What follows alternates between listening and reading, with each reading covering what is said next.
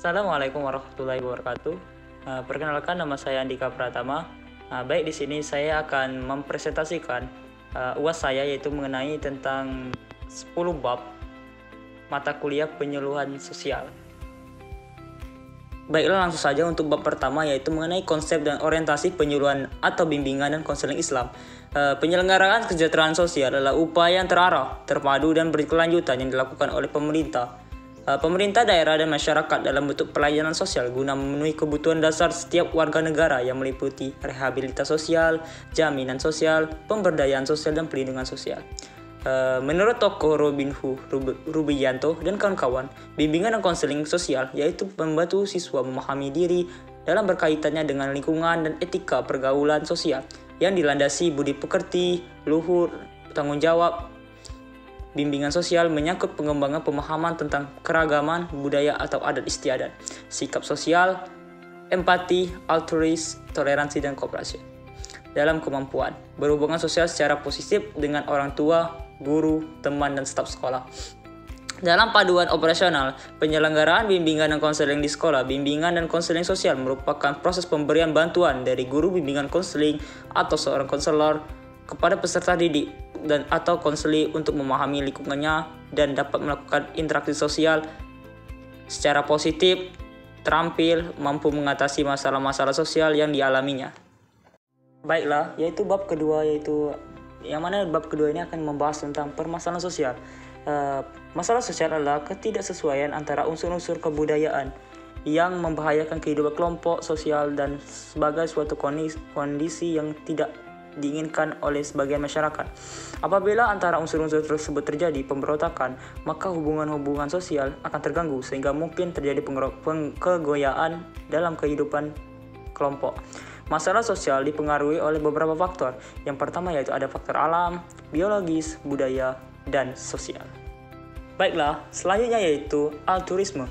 Perkembangan sosial adalah proses yang berlangsung sepanjang hidup individu. Hal mencakup pertumbuhan dalam hubungan, keterampilan sosial, pemahaman norma sosial, dan identitas sosial. Seiring berjalannya waktu, individu mengalami perubahan yang signifikan dalam cara mereka berinteraksi dengan orang lain dan partisipasi dalam masyarakat. Altruisme sebagai tindak balas kasihan. Altruisme adalah tindakan baik yang dilakukan tanpa pengharapan imbalan pribadi yang signifikan. Ini mencakup membantu orang lain, memberikan dukungan, dan berkontribusi pada kesejahteraan orang lain. Altruisme adalah wujud dari balas kasihan dan peduli terhadap sesama. Oke, selanjutnya itu mengenai perkembangan sosial dan interpersonal skills. Menurut Erik Erikson, teori perkembangan sosial itu terbagi menjadi 8. Yang pertama yaitu kepercayaan dengan ketidakpercayaan. Yang kedua yaitu otonomi dengan malu dan ragu-ragu. Yang ketiga yaitu inisiatif dengan rasa bersalah. Yang keempat yaitu kerja keras dengan rasa inferior.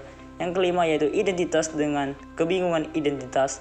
Yang keenam yaitu keintiman dengan isolasi. Yang ketujuh yaitu generalitas dan stagnasi. Yang kedelapan yaitu integritas dengan keputusan.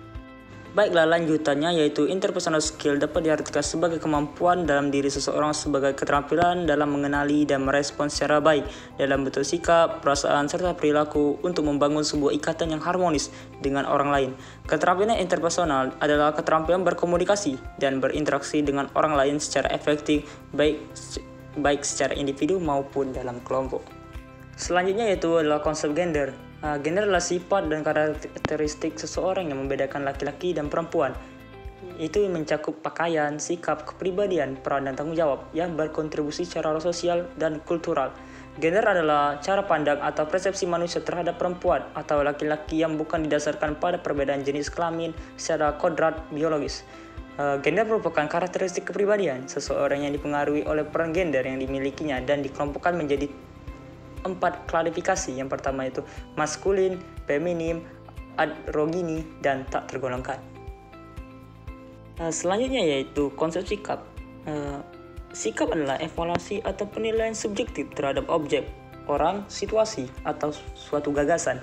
Ini dapat berupa perasaan, pendapat, atau keyakinan yang kita miliki terhadap sesuatu.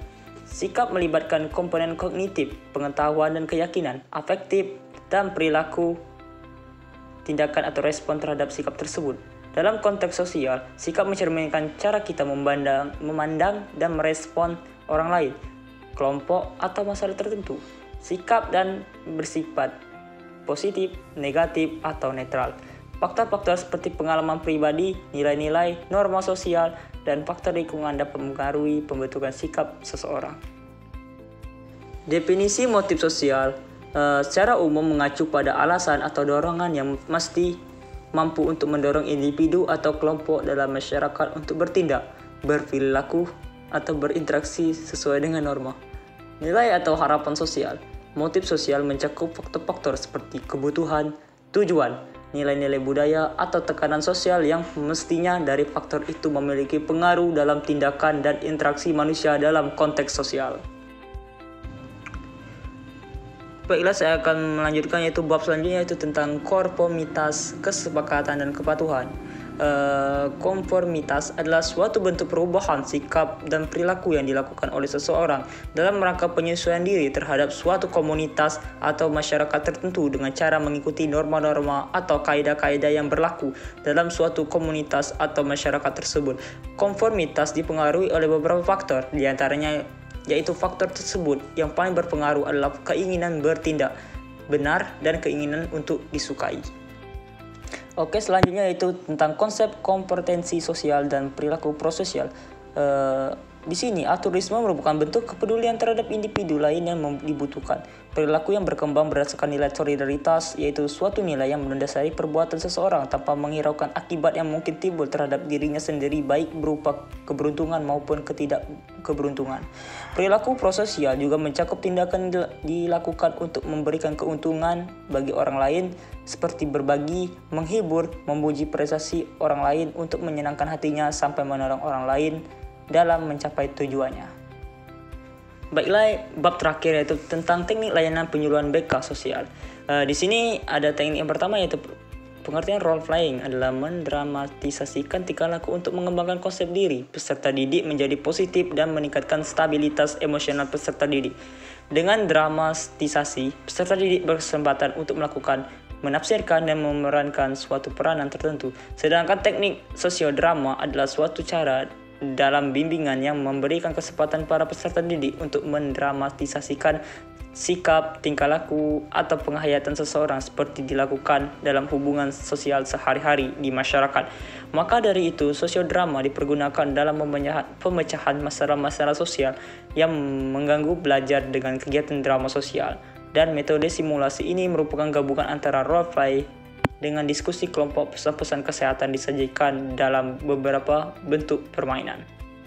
Oke, mungkin itu saja presentasi yang bisa saya sampaikan.